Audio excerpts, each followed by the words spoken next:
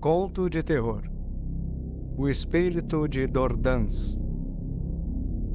O Sr. Vide, coletor de impostos em Dordans, escreveu a um de seus amigos a história de uma singular aparição que ocorreu em sua casa no ano de 1700. Esta carta foi conservada pelo Sr. Barré, auditor de contas, e publicada por Lenglet Dufresnoy em sua coleção de dissertações sobre aparições. A carta é a seguinte: para satisfazer a sua curiosidade, envio-lhe, senhor, por esta carta, um relato preciso e confiável do que aconteceu à minha criada na casa onde permaneci antes e depois da Páscoa do presente ano de 1700. O espírito começou a fazer ruído num cômodo não muito distante de onde alojamos os serviçais doentes. Nossa criada ouviu várias vezes suspiros semelhantes aos de alguém que sofre. No entanto, ela não viu ou sentiu nada. Infelizmente, ela adoeceu. Cuidamos dela durante 6 meses, e quando estava convalescente, a enviamos à casa de sua família, para que respirasse o ar de sua terra natal. Ali permaneceu por cerca de 1 mês. Durante esse tempo, não viu ou ouviu nada de extraordinário. De lá voltou com boa saúde, mas fizemo-la dormir num cômodo próximo ao nosso. Ela queixou-se de que ouvia ruídos e 2 ou 3 dias depois, quando estava no lenheiro, aonde fora buscar madeira, sentiu-se puxada pela saia. Depois do jantar desse mesmo dia, minha mulher a enviou à novena. Quando saía da igreja, sentiu que o espírito a subjugava com uma força tal qual que não conseguia sequer avançar. 1 hora depois voltou a casa e, ao dirigir-se aos nossos aposentos, foi puxada com tanta força que minha mulher ouviu o barulho.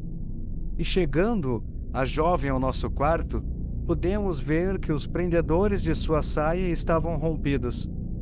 Ao ver este prodígio, minha mulher tremeu de medo. No domingo seguinte, durante a noite, a jovem ouviu passos no quarto, e um pouco depois, o espírito deitou-se ao lado dela, passando uma mão muito fria em seu rosto, como se para acariciá-la. Então, a jovem tirou do bolso o rosário e o colocou no pescoço.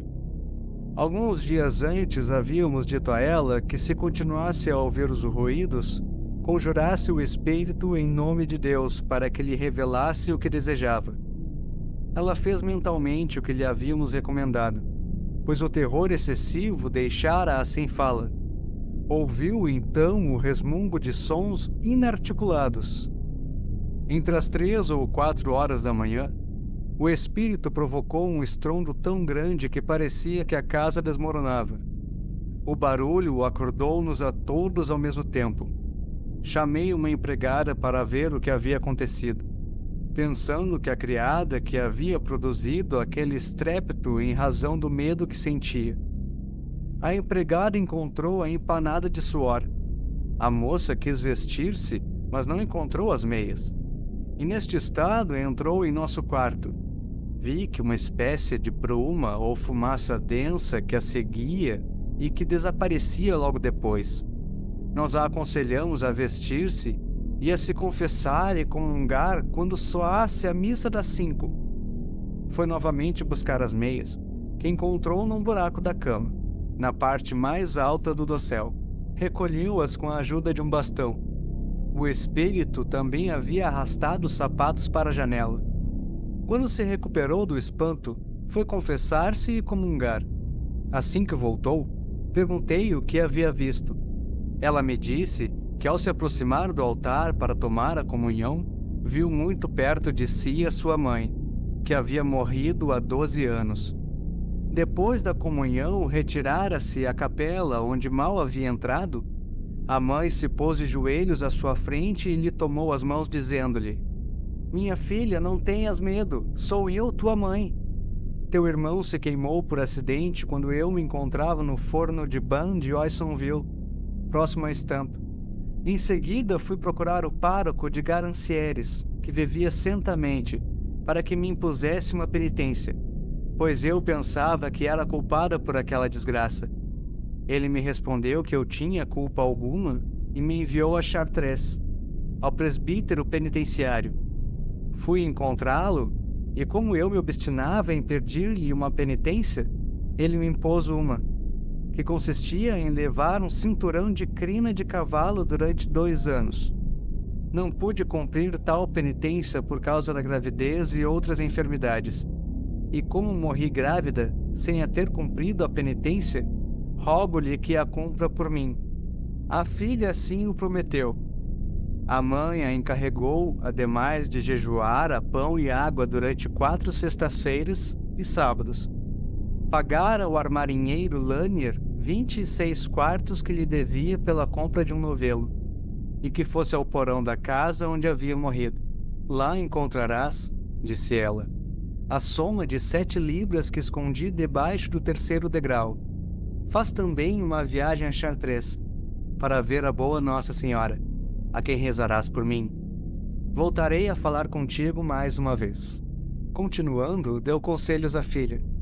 Disse-lhe, sobretudo, que rezasse à Santa Virgem, que Deus não lhe negaria nada e que as penitências deste mundo eram fáceis de cumprir, mas as do outro mundo eram muito duras.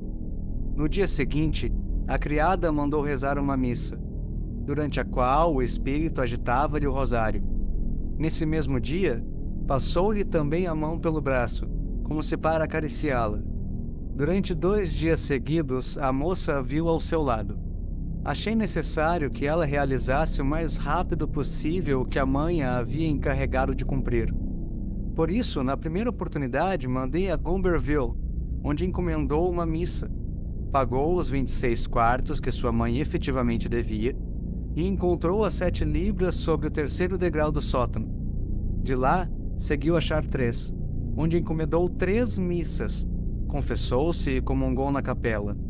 Quando saiu, sua mãe apareceu-lhe pela última vez, dizendo-lhe: Minha filha, como estás disposta a fazer tudo o que te pedi, eu me liberto deste fardo, que tu hás de suportar em meu lugar. Adeus. Vou à glória eterna. Desde então, a moça não viu nem ouviu nada. Ela usa o cinto de crina de cavalo noite e dia, e assim o fará durante os 2 anos recomendados por sua mãe. Ei, Senhor, como terminou a história do espírito do qual fui testemunha ocular. Esteja convencido de que a ela eu nada acrescentei.